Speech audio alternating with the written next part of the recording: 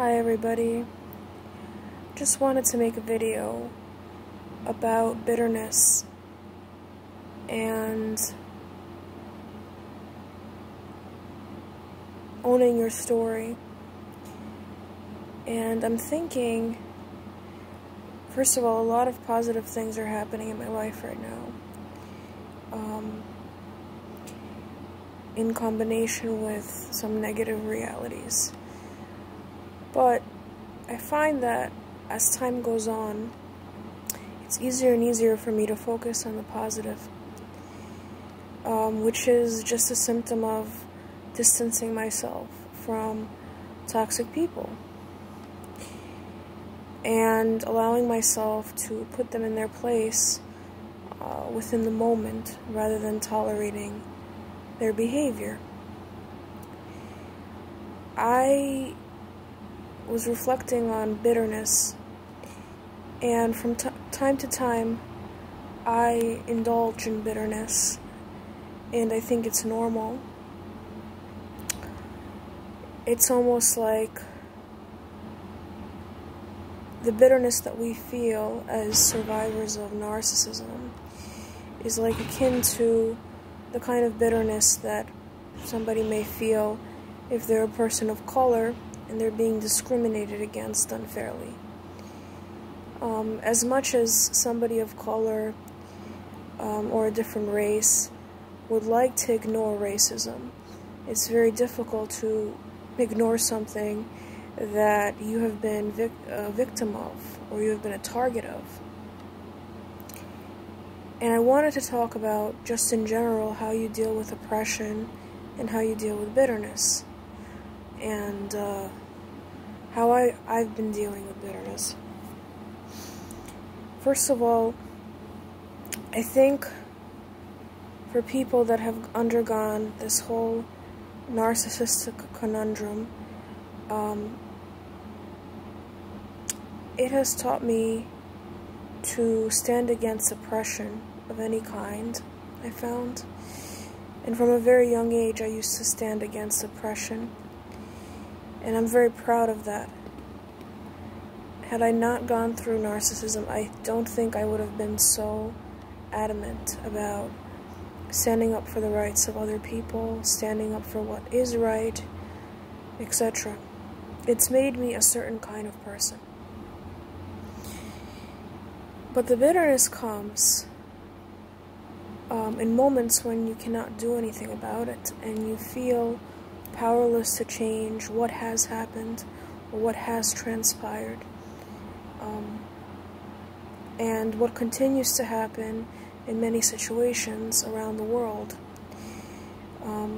I've always been very good at reading antisocial phenomenon, and there are many of them in the world, and we seem to have an enhanced eye for that because we were on the receiving end of a lot of it. But what makes me less bitter is the idea that in the here and now, I have the power and I have the resources to stand up for myself.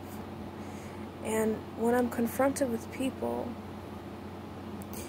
that even give me a small suggestion that they're trying to minimize my point of view or my position, I automatically defend myself, because there's no reason why you should not defend yourself against microaggressions.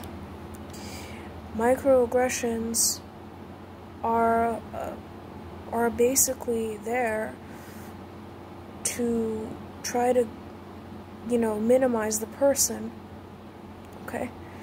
And microaggressions can be everywhere, and they often go unnoticed because we live in a very violent society where people are constantly at each other's throats, in conflict, warring over paychecks, warring over promotions, warring over this carrot that the sociopath dangles in front of us and expects us to run after and to, throw punches at each other over. And you are outside of that game already if you're here, if you're on this forum. And there are many ways to make money in this society as an independent contractor, to own your own business. There are many ways of expressing yourself in this society. And I encourage people that have been abused, and particularly people that have been abused as children, to own their experience. Because I found that the less I own my experience and the less I own my positions, the sicker I get and the more uncomfortable I get, and my immune system goes down, even if I don't defend myself in small ways. And there is absolutely nothing wrong with that. The only way that society is going to change in its totality is if we say no to certain behaviors as individuals. And I find it very difficult to be part of, groups of people, because I'm very sensitive to these sorts of microaggressions, or like the diminishing of another person's identity, or just generally people asking of others that they live like them, that they think like them, and that they have a different life than the life that they see themselves having. And I've become less and less tolerant to that. The more we honor individual freedoms and individual differences, the better we feel, the healthier we feel as victims of narcissism, because nobody knows how devastating it is to have your freedom taken away than a person whose freedom was taken away. And if I have sympathy for African Americans in this country, it's because on some level I was also oppressed.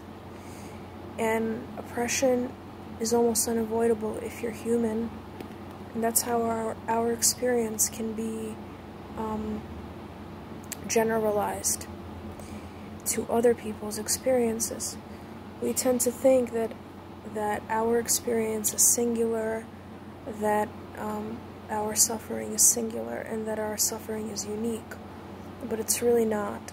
Unfortunately, antisocial currents exist on every level of society, and there are some people that can't even escape them, no matter how much they try. Like victims of bombings or victims of war. And that's why it's very, very important that you don't back down, that you don't cower, because the more you cower and the more you back down and the more you don't stand up for yourself, the bigger and bigger this huge cloud of bitterness that you have is going to grow and intensify. And that's been the case with me. And I feel like this whole experience of waking up to this is basically my body telling me that I cannot tolerate certain things. And there's nothing wrong with that, because the body is a wonderful thing. It can calculate threats in your environment and respond to them. And these threats, they come from different sources. They come from our food supply, which is toxic, from the toxic air that we breathe, from the toxic, fake news that we ingest every day. Your body going into this sort of survival mode is a signal that you need to change the sort of food that you ingest, the sort of mental stimulation that you seek out, because that is what's going to make you stronger and more resistant in situations when you're confronted with that toxicity. That's all I wanted to say. Just don't let the bitterness is going to be there, and the bitterness is a signal that you understand, the world better, and you recognize it, and now you can detoxify yourself from that bitterness by standing your ground. It's only going to work if you stand your ground. And if you say no, you know, that's the only way it's gonna work. And it gets better and better and better, you know. I'm so happy that I found this outlet so that I can express all these ideas, you know. Anyway, stay tuned, guys. Stay safe. Kisses.